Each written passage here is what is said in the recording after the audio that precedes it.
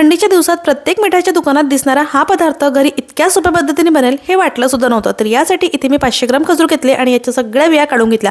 आता गॅसवर एक पॅन ठेवला, यामध्ये काजू, बदाम, अक्रोड हे 2 ते 3 मिनिटांसाठी परतून घेतले। त्यानंतर यामध्ये sunflower seeds, pumpkin seeds, melon seed, तीळ, खोबरं, खसखस घालून परत 2 ते 3 मिनिटांसाठी मंद आचेवर परतून घ्यायचं। आता हे सगळं थंड झालं की त्यानंतर मिक्सरमधून थोडं जाडसरच वाटून घ्यायचं। तर या सगळ्या साहित्याचं प्रमाण तुम्हाला कॅप्शनमध्ये दिलेलं आहे। आता पॅनमध्ये 2 चमचे तूप घ्यायचं आणि बिया काढलेला खजूर घालायचा। आता हा खजूर खूप जास्त सॉफ्ट होता, त्यामुळे मी याला मिक्सरमधून वाटलेलं नाही। तुम्हाला हवं तर ना थोडंसं मिक्सरमध्ये याला वाटून घ्यायचं।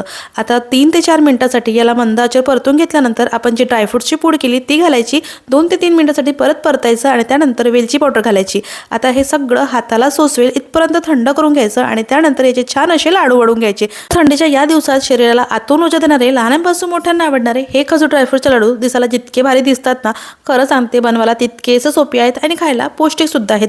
तर हे लाडू तुम्ही कधी बनवता कमेंट करून नक्की सांगा आणि अशाच रेसिपीसाठी फॉलो लगेच करा।